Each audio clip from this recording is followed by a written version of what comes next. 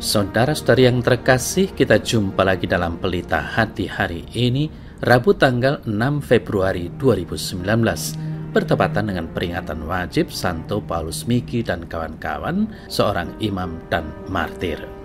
Bersama saya Romo Thomas Suratno SCY dari Paroki Cilandak, Jakarta Selatan, mendengar dan merenungkan Sabda Tuhan, yakni firman Tuhan yang tersurat di dalam Injil Markus, bab atau pasal 6, ayat 1 sampai dengan ayat 6.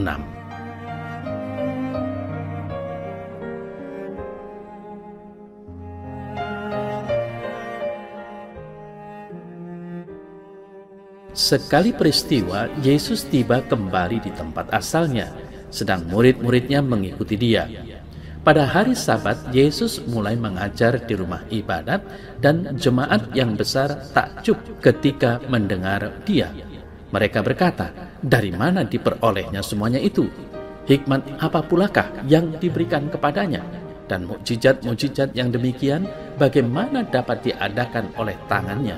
Bukankah ia ini tukang kayu anak Maria? Bukankah ia saudara Yakobus, Yoses, dan Simon? Dan bukankah saudara-saudaranya yang perempuan ada bersama kita?" Lalu mereka kecewa dan menolak dia.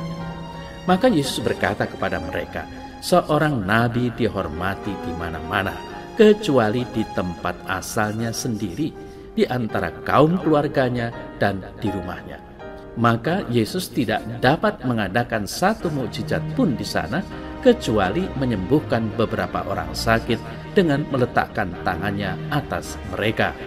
Yesus merasa heran atas ketidakpercayaan mereka.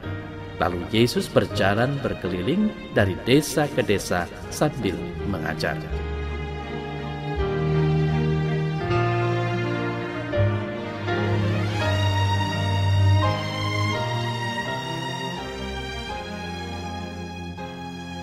Saudara-saudari yang terkasih, saya mengajak kita semua untuk merenungkan panggilan kita, murid-murid Yesus, sebagai nabi.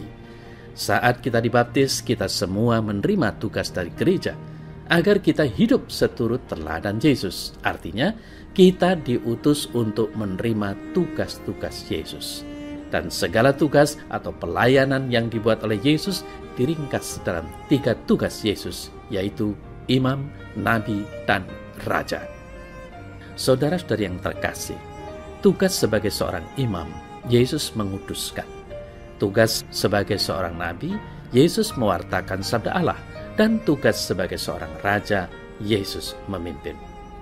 3 tugas Yesus ini diteruskan oleh seluruh umat Kristiani. Mengenai tugas sebagai nabi, mewartakan sabda Allah, Tuhan Yesus melaksanakan tugas sebagai nabi ditampakkan dalam seluruh hidupnya. Ia mewartakan sabda Allah dengan berkhotbah, mengajar, dan juga berbuat baik, menyembuhkan banyak orang sakit, serta mengampuni dosa para pendosa. Lalu bagaimana tugas seorang nabi dilakukan oleh umat Kristiani pada zaman sekarang ini, saudara-saudara terkasih? Umat Kristiani atau kita semua pada zaman ini dapat mewartakan sabda Allah dengan berkhotbah dalam sebuah ibadat atau doa-doa bersama. Namun mewartakan sabda Allah dapat dibuat melalui tindakan baik dalam hidup sehari-hari.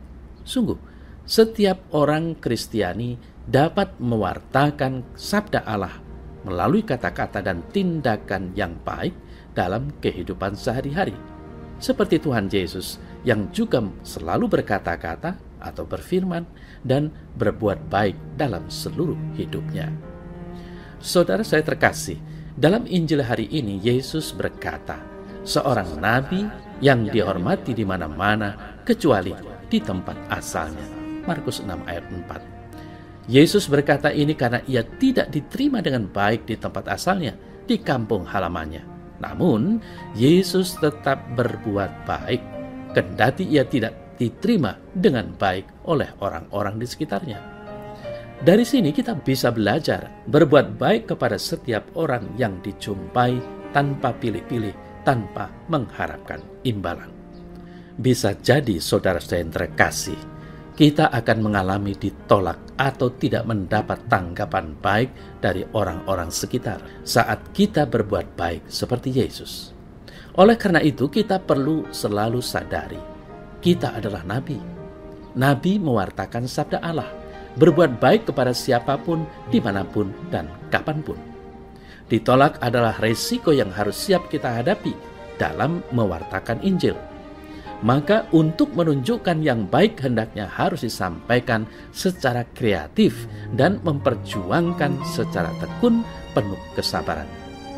Kita harus mempunyai suatu prinsip hidup orang beriman bahwa bersama Tuhan kita pun berani dan mau berbuat seperti yang telah dan sedang dikerjakan terus-menerus oleh Tuhan dalam diri kita dan sesama kita. Semoga dengan keberanian, ketekunan, dan kesabaran kita, kerajaan Allah di dunia ini semakin tumbuh dan berkembang seturut keinginan dan kehendak yang ilahi.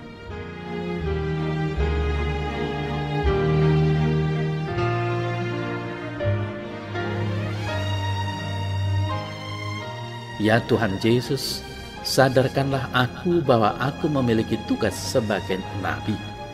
Berilah aku kekuatan, keberanian, dan berkat-Mu, agar aku mampu melaksanakan tugas sebagai nabi dengan baik dimanapun.